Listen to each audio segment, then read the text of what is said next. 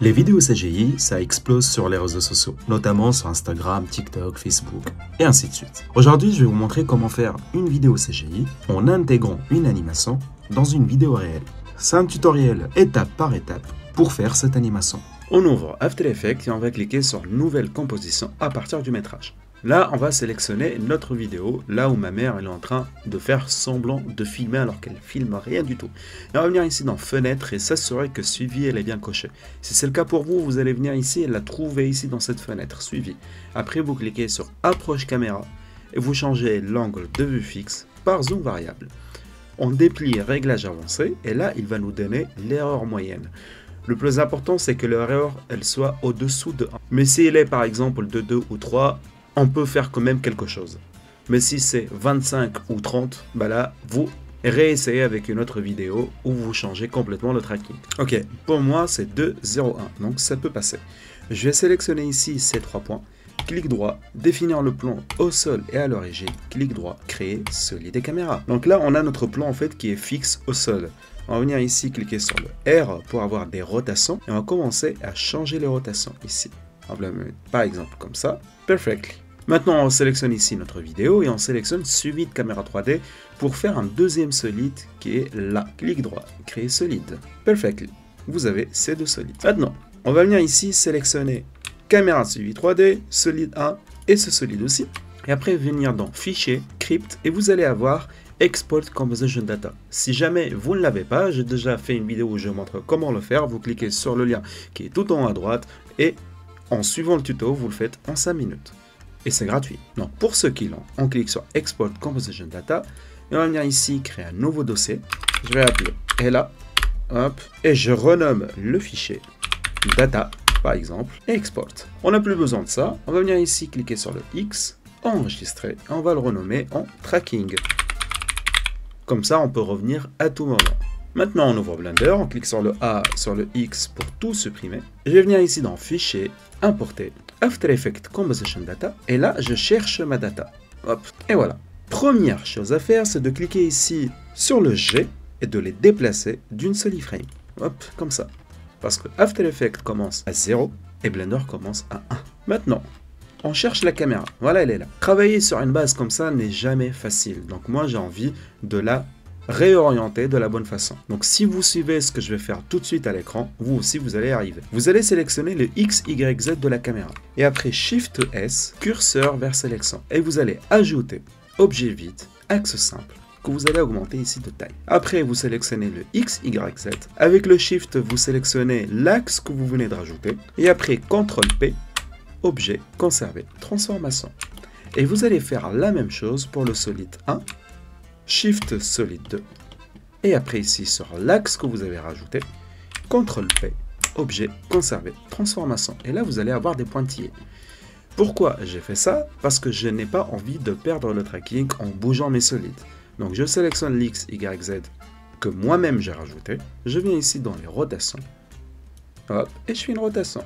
Et je vais essayer pour que ce plan il soit vraiment comme s'il était au sol. Hop, et après je l'ai fait descendre comme ça. Maintenant, vous avez ici un solide qui est vraiment pratiquement sur le sol. Hop, tac, et voilà. Maintenant, je clique ici sur le 0. Je vais venir ici sur la caméra. Et après, dans Données, Image d'arrière-plan, je déplie, ajouter une image, clic vidéo. Et ici, j'insère ma vidéo. Et voilà ma vidéo. Après, je viens ici dans Sortie. Hop, je reviens dans mon dossier de base. Clic droit sur ma vidéo, afficher d'autres options, propriétés. Je vais venir ici dans Détail. 1920, 1080, 30 images par seconde. Donc je vais venir ici, changer ces orientations 1080, 1920 et ici 30 images par seconde. Après je vais revenir ici dans Données, j'augmente l'opacité à 1. Ici je vais cliquer sur Remplir et après je vais faire une rotation ici. Hop, et je vais mettre 90. Celui-là, je peux cliquer ici sur le H pour le masquer et encore celui-là pour le H pour le masquer. Je resélectionne la caméra et je viens ici augmenter l'échelle. Je vais avancer au maximum. Je veux qu'elle soit vraiment conforme à ma vidéo. Tac, et je le fais délicatement jusqu'à atteindre vraiment le bord. Voilà, comme ça, parfait. Maintenant, je reclique sur Alt H pour voir mes solides. Voilà, ils sont juste ici.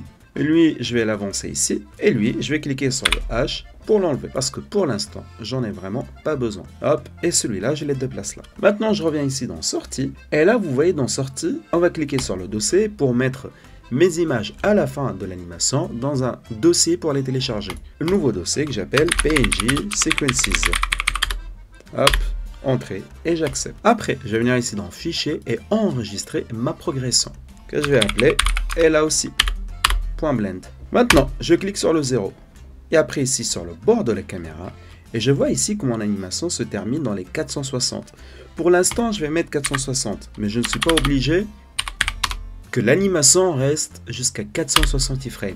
Juste pour l'instant, je le mets pour que moi je sais où je vais dans l'animation. 460, ce qui équivaut à 15 secondes. Maintenant, je vais venir ici dans Rendu, changer le AV par Cycle, le CPU par Calcul GPU, je coche Débruitage, je déplie et si j'ai une carte RTX, je mets Optics, si je n'ai pas, je laisse Open Image Denoise.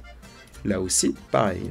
Pour l'échantillon max, moi je le mets à 256 ou 150. Mais c'est largement suffisant pour l'animation que j'ai envie de faire. Hop, 256. Les deux, ils doivent être pareils pour la vue et pour le rendu. Après, je vais aller ici dans Pellicule et on va cocher Transparent parce qu'on va mettre une image HDRI pour notre animation. Et après, je vais venir ici dans Performance. Je vais changer la taille de tuile en 256. Et après, dans Gestion de couleur, et je vais changer le AGX en standard. Comme ça, je garde la luminosité de base. Maintenant, je vais venir ici dans Sketchfab. Et là, c'est ce modèle qui me plaît. Celui fait par AZ Factory.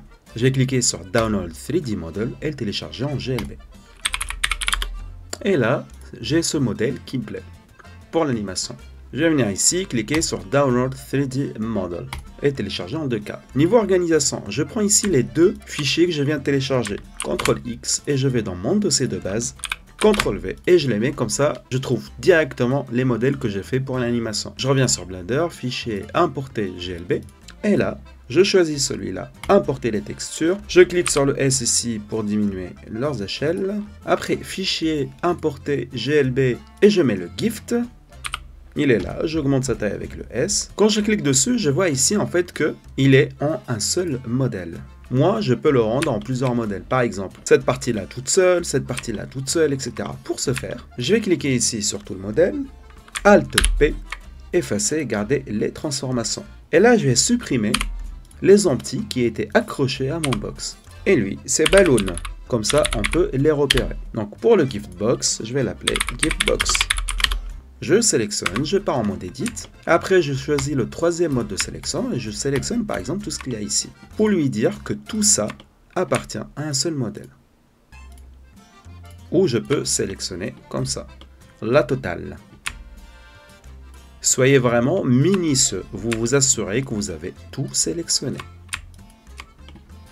Après, vous sélectionnez ce mode de sélection. Hop, et on va tout sélectionner comme ça. Parfait, je vais le retirer. Après, je vais cliquer sur P, séparer par sélection. Et voilà.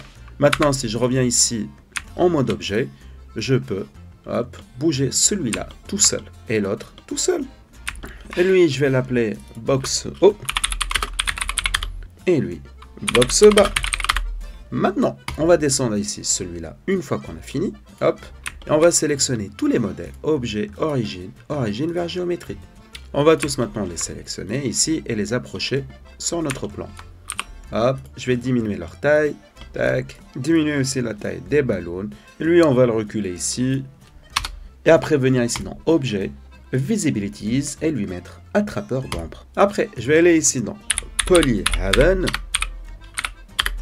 Et après, partir dans Ressources HDRI. Et je sélectionne une HDRI pour ma scène. Moi, puisque ça se passe la nuit, je pense que celle-là, elle est la mienne. Donc, je clique dessus, télécharger en 4K. Je vais revenir ici sur Blender et aller dans Monde. Cliquez ici à côté de Couleur, Texture d'environnement, Ouvrir et vous mettez ce que vous avez téléchargé. Dans mon cas, j'utilise directement mon explorateur d'assets Polyhaven. Hop, HDRI. Et je vais lui mettre cette scène. Et ici que je mets en 4K. Maintenant, si vous mettez avec ce rendu, vous voyez ici l'ombre qui est juste là. Et la luminosité que je trouve fabuleuse. Toujours enregistrer votre progression. Maintenant, je sélectionne ici mon solide je lui fais S, Y et l'extrude, hop, comme ça, pour avoir de l'ombre vraiment un tout petit peu partout. Et ici, S, X, hop, de ce côté-là. Voilà, comme ça. Alors, maintenant ce qu'on va faire, on va attacher ici le petit bidule de balloon avec le giftbox. Donc on sélectionne ici le balloon, après on sélectionne le box en haut et on fait CTRL P, objet, conserver, transformation. Et ici, lorsqu'on bouge le box qui est en haut, il bouge avec les ballons. Donc c'est ce qu'on voulait pour notre animation. Je clique sur le 0, je me mets avec ce rendu, je me mets à la première iframe et ici je clique sur I, position, rotation et échelle. Après ici dans les 50, I, position, rotation et échelle pour garder une animation stable qui ne bouge pas. Et ici pour les 250, hop, on va la bouger vers le haut, comme ça. I, position, rotation et échelle. Voilà, on regarde, parfait. Elle monte comme je veux. Je peux cibler par exemple celle-là, je vais la mettre à 300 pour augmenter un petit peu l'animation. Et ici, je vais venir à la 300 et encore l'augmenter vers le haut. Hop, I, position, rotation et échelle. Comme ça, on ne la voit pas. Toujours enregistrer en cours de route. Et maintenant, on va venir ici sur Sketchfab. On va ici sélectionner le mot-clé Santa. Après, on va descendre et on va chercher le modèle qu'on va utiliser. Par exemple, celui-là que j'ai trouvé ici sur Sketchfab. Bien sûr, je vous mets tout dans le lien dans la description. Donc, je vais venir ici, Download 3D Model et le télécharger en FBX. Après, je vais venir ici dans Mixamo. Je vais cliquer sur Upload Character, Select Character File et ici, je mets le téléchargement qu'on a téléchargé. Et voilà mon modèle qui a été mis directement. Donc, je clique sur Next, Next et là, il va apparaître ici dans Mixamo. Maintenant, plus qu'à choisir une animation déjà prête que vous allez utiliser pour votre animation. Par exemple, celle-là, j'augmente ici 150 iframes. Ici, c'est pour augmenter ou pas la rapidité de mon animation. Si je le fais ça, il est vraiment très rapide, on dirait qu'il a une crise. Et là, c'est vraiment doucement, doucement. Moi, je vais faire ça, par exemple. Allez, je la mets à 20. Après, je clique ici dans Download. Et là, pour télécharger avec les bons paramètres, on va revenir ici dans Blender. On va aller dans Sortie. Et n'oubliez pas ici que notre vidéo elle est réglée à 30 images par seconde. Donc on va venir dans l'animation et sélectionner 30. Si votre vidéo elle tourne dans 24, vous sélectionnez 24. Moi elle tourne dans 30, donc je laisse 30 et je clique sur Download. Voilà. Standy Clap est téléchargé. Je vais revenir ici dans Blender. Je me mets à la première iframe, ou même ici. Je me mets avec ce mode de rendu. Après je vais venir ici dans Fichier, Importer, FBX. Là je cherche mon fichier. Hop, ça me déclape. Et ici, je descends à droite et je m'assure que animation, elle est bien cochée. Après, vous cliquez sur Import. Donc voilà mon caractère. Je vais ici diminuer sa taille pour qu'il puisse entrer à l'intérieur de ma box. Et je le positionne ici. Et après, je viens ici et je le tourne pour qu'il regarde un peu plus ma mère qu'autre chose. Ici, je vois que l'animation, elle est en train voilà, de se répéter. Moi, je vais venir ici à la 200. Et je vais enlever tous les iframes après. J'en ai pas besoin. Donc X, supprimer. Et je supprime ça aussi. Je sélectionne tout ce qu'il y a ici. Et là, avant que lui, il se lève, donc je vais bouger ici l'animation. Hop, jusqu'au moment. Hop, je vais attendre. Et là, c'est bon. Je vais le positionner un peu mieux là. Voilà, comme ça, c'est parfait. Maintenant, si on se met avec ce mode de rendu, on voit ici qu'il n'a pas de couleur du tout. Du coup, on va aller vérifier ici pourquoi il n'y a pas de couleur. Donc, on va dans Téléchargement, Santa Claus, WinRAR, et on va extraire le fichier qu'on a téléchargé en FBX. Et ici, on va trouver les textures. On va ici dans les textures, et on va lui mettre le body, le texture de body. On va partir dans Shading. Ici, on va changer le monde par objet. Hop.